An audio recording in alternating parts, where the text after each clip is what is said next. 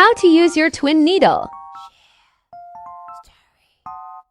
First, add the additional spool pin and 2 spools of thread.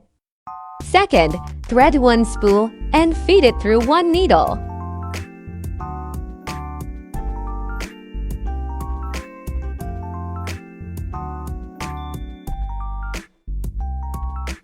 Struggling is natural.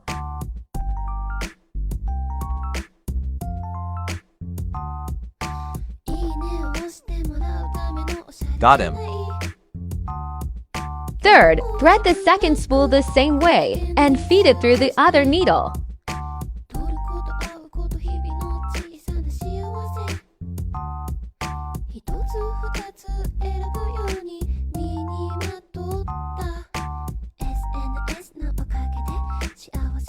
Tweezers help.